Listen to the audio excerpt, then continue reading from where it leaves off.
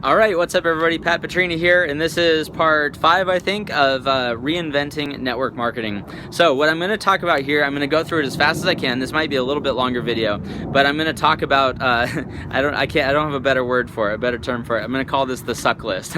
These are things that suck about network marketing that, in my opinion, that we can do better, that we can try to fix. And I'm going to throw out, it's not just going to be criticism, it's going to be constructive criticism of how we can fix these things, why these cause problems, and how we can go about fixing them. So first one, and one of the biggest ones that I'm going to talk about, is forced consumption. Forced consumption means that you've got to pay to play. You have to buy product or service in order to participate in the compensation plan. I honestly can't think of any good reason why somebody should have to buy in order to get paid. If I go and bring a customer to you, whatever type of company you are, I can't think of any reason why I should have to pay you to compensate me for bringing that customer to you. That doesn't make any sense to me. Now, the reason why it makes sense to a lot of companies is because they have marketer-centric models, and if they didn't require you to pay into the compensation plan, then the whole thing would fall apart. They wouldn't, build enough volume, and so they're really stuck to that whole marketer-centric model. So it's just there's not many companies out there that truly 100% are pure, do not have internal consumption. But if companies really truly wanted to stay completely away from the FTC, completely away from the boom-bust model, completely away from the whole pyramid, all the pyramid issues and all the instability that comes from it, just don't require people to buy product in order to participate in your compensation plan. And you might say, well, yeah, how would that even work?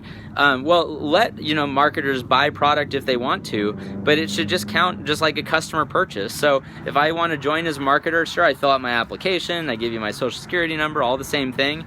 But I have zero product requirement in order to become part of your compensation plan. And I can start bringing on other customers, and I can start earning commission off of that, whether I've bought product or not. I can bring on other marketers. They filled out their application. They're a marketer, but they have no product requirement. If they do purchase, then great, I earn commission off that because they're a customer. They're kind of buying as a customer. They weren't required to purchase, but they did purchase. I brought that person on, so awesome. I get paid on them, but I get paid on them just like I would as a customer.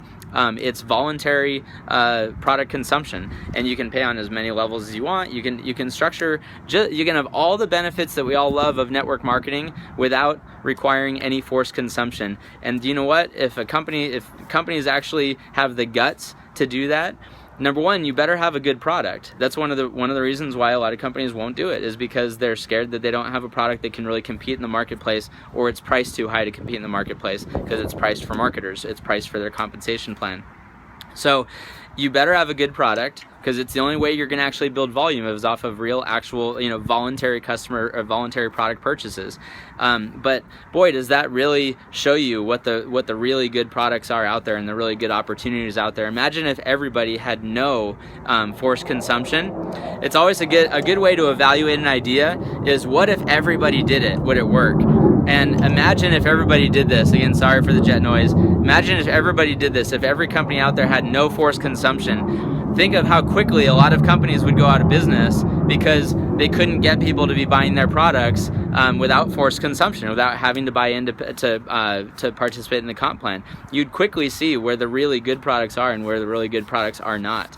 So if companies really believe that they've got a product that can stand on its own and is priced accordingly, then why? It's kind of a funny question, right? If your product is really that good, why do you have to force people to order it? It doesn't make any sense. If it's really that good, then just let people order it.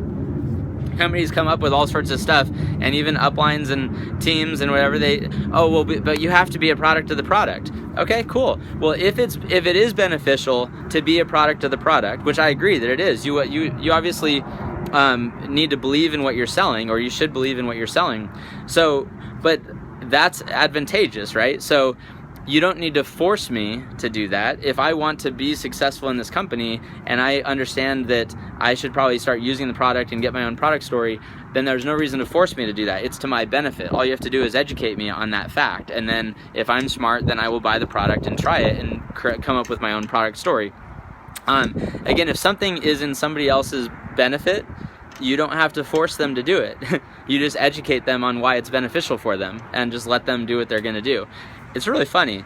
You don't have to force good ideas. It's the funny thing about good ideas. There's no need to make them voluntary.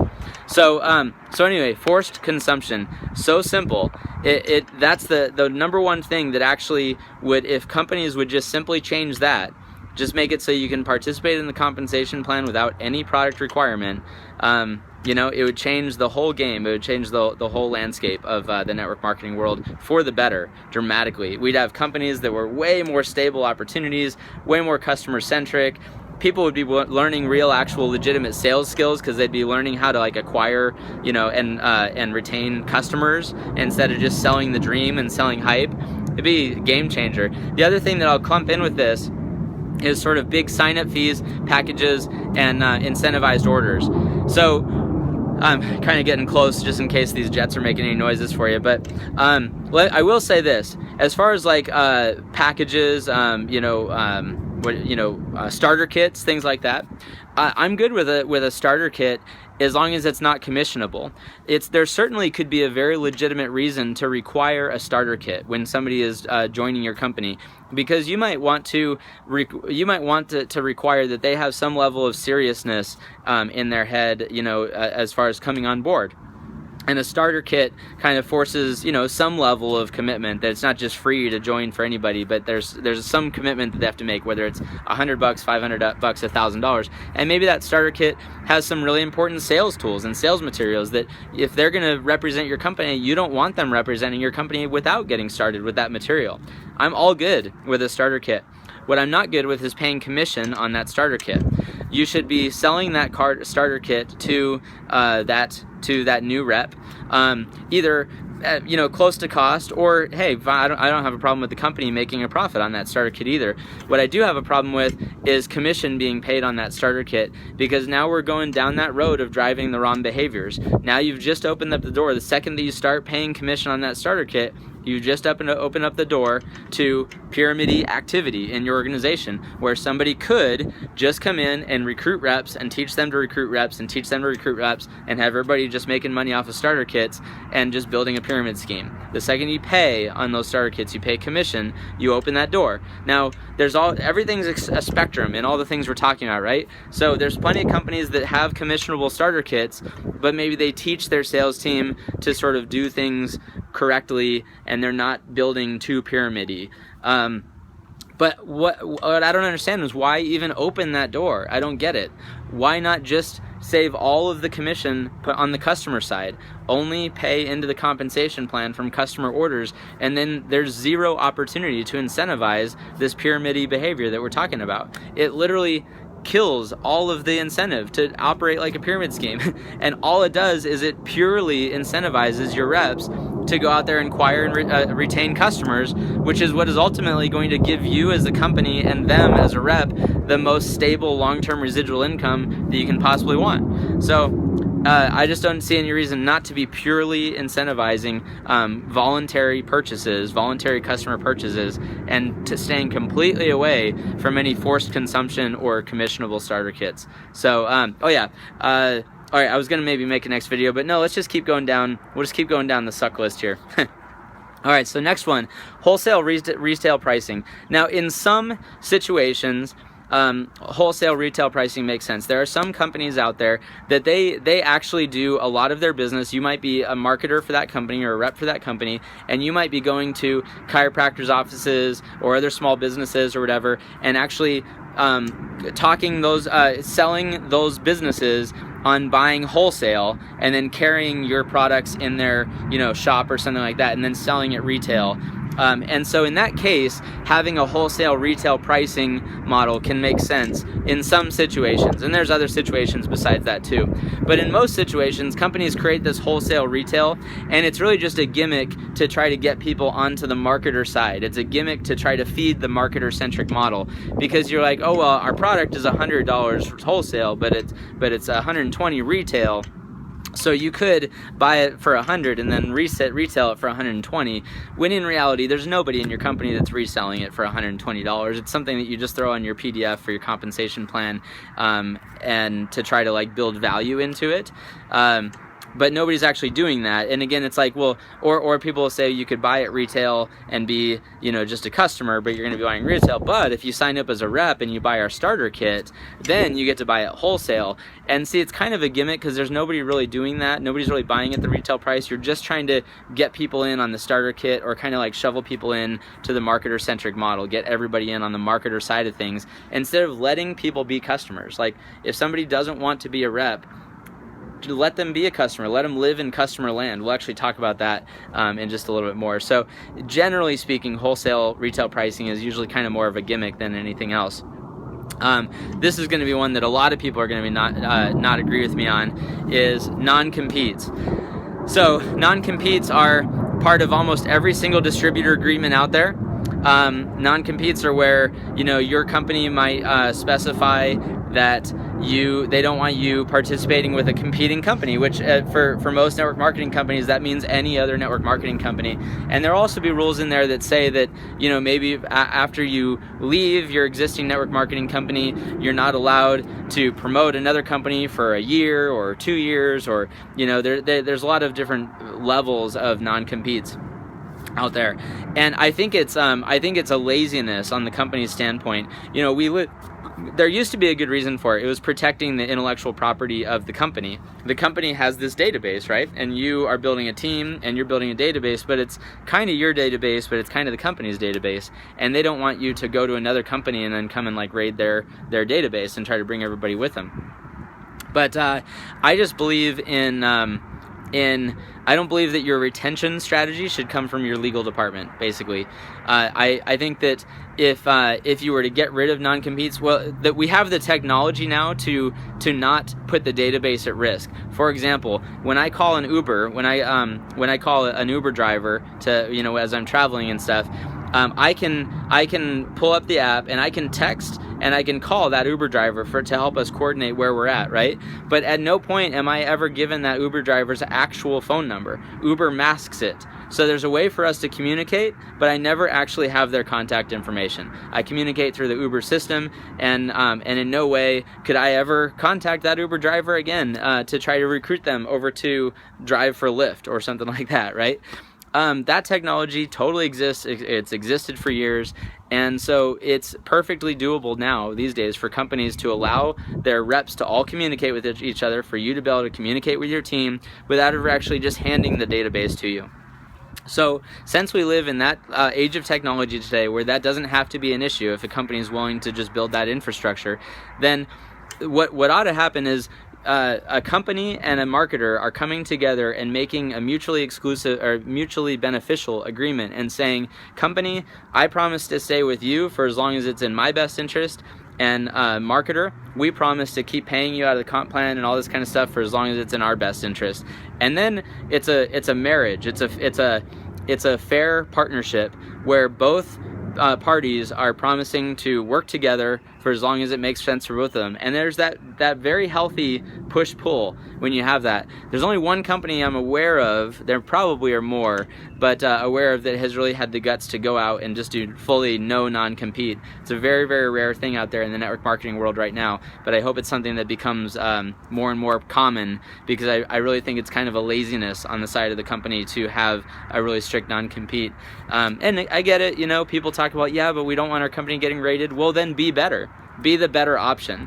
Whenever I've been building a team, I've never, ever, ever worried about my team getting rated, because I've always felt that I can easily stand up against anything else out there, that I can discuss why my opportunity is better than anything else out there. I can compete. I can be the better option for my team, and I've never worried about my team getting rated or anything, and it never has. So just be better. That's what the option should be. Don't worry about non-competes. They don't work anyway. They're not going to stop you from getting rated. If you think that piece of paper is going to stop you, it just doesn't. So we've seen that over and over again, where companies and marketers get hurt with these lawsuits, and it's just a waste of resources to try to enforce these things. Okay, too many marketers. We've already kind of talked about that. I'm going to skip that. No division between customers and marketers. So for a lot of you, when I was making that challenge to you to look in your downline or look in your company and look at how much of your revenue comes from customers, real, actual, legitimate customers versus marketers, a lot of you actually can't do that because your company doesn't differentiate between customers or marketers. There's not a customer path and a marketer path. Everybody kind of signs up the same way. Everybody pays their $20 fee, which everybody's kind of becoming a distributor or a marketer, even though some people just want to use the product as a customer. So then you have no way of differentiating between who's actually who. You don't even know what percentage of your volume is coming from real, actual, legitimate customers versus coming from marketers. And not only do you not know, but customers and marketers should be communicated to very differently. A customer doesn't want to be beat over the head about messages about coming to convention and the next meeting in their area and making money and tax advantages from working from home. They don't want all that message. You're going to drive your customers away if you're sending marketer messaging at them. So you really want to be able to identify who your customers are and send customer messaging to your customers and be able to send marketer messaging to your marketers. But a lot of companies you don't have the ability to do that. All right, this is, kind of more of a pet peeve thing, is kind of a lack of transparency. One of the things that I think is strange about the network marketing world is that a lot of companies are very sort of secretive about their numbers and the numbers of what their top earners are making or their mid-level earners or anything like that.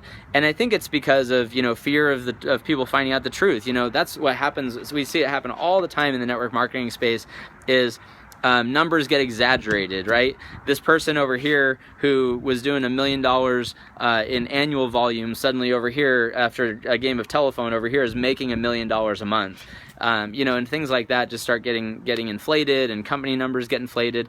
If companies would just publish their actual numbers, then or publish the actual earnings of reps, then none of that, you wouldn't have any of those that game of telephone that happens, and it would just always be truthful. Nobody would ever get accused of exaggerating or lying or whatever. But more importantly than that, when you step out of the network marketing world, if you go to any sales office in the world, basically, they've all got a board, right? They've all got a sales board. They're all pitting every salesperson in that office against everybody else. They're all looking at who's the top person for that week or for that month, who's second for that week or for that month, how much did they sell, how much did they make, and the numbers are all very out there and transparent, and it creates a very healthy competition among the field. We have this weird thing in network marketing where once people hit their level of like super triple diamond dragon slayer, that they're just terrified inside that even though the next month they slipped back, they don't want the world to know that they slipped back from super triple diamond dragon slayer, and the company doesn't want to publish that this person slipped back because what will the field think? And I just don't think that's a healthy mentality. I think we need to be transparent with our numbers. I love companies that are just putting out newsletters, just laying out all the numbers. This person made this much money last month. This person made this much money last month. And let's compete, let's see who's going to be best this month. That's how it should be, and that's a healthy sales force. So transparency with numbers, both company numbers, with marketer numbers, all that kind of stuff, I think is only beautiful. Here's the deal. There's advantages and disadvantages on both sides, right? It's kind of like the whole argument about going public. Some people say, well, going public is bad because then you have a bad quarter and all your numbers are out there and, reps start losing faith in the company. Well, look, there's advantages and disadvantages to both sides. When you're being truthful and transparent, you encourage really, really healthy competition. There's no exaggeration happening. Everybody knows what the truth is. And then the downsides are people know when things aren't working as well. The upside of being secretive is that people don't know when things aren't going as well, and people maybe hang out hope a little bit longer. But if there's negatives and positives on each side, why not just err on the side of truth, right? Let's just err on the side of transparency and being truthful with each other. I just think that's the right way to go. And I have overpriced products on here as one more thing, but that's kind of just right in line with what we've talked about. It's kind of the customer-centric or the marketer-centric model. People overprice their products in order to feed the compensation plan in order to compete in the network marketing space. So that's what I've got as the suck list. That's my 20-minute video on the suck list, and hopefully those are things that I think are problems in the network marketing space, but hopefully I hope I don't come off as too critical. Again, there's not one company that I'm aware of out there that meets every single criteria that I'm talking about. I'm trying to speak very bluntly and very plainly about what I think the problems are, but I don't want this to come off as a negative thing. I'm trying to throw out like what we can do to fix it. Sorry, now I got sirens, I got helicopters. You think I'm like in, middle of South Chicago or something like that. Okay, next video, which I think might be the last video in this series, is going to be what marketers should look for when joining a company. So thanks so much. I appreciate you guys tuning in. I hope you find this valuable. I hope that this is like, my whole reason for creating these videos is to try to start a discussion, and like I said, hopefully to push the needle in some direction. I love having these conversations with leaders, with executives, with founders. I think they're important conversations to have. So see you on the next video.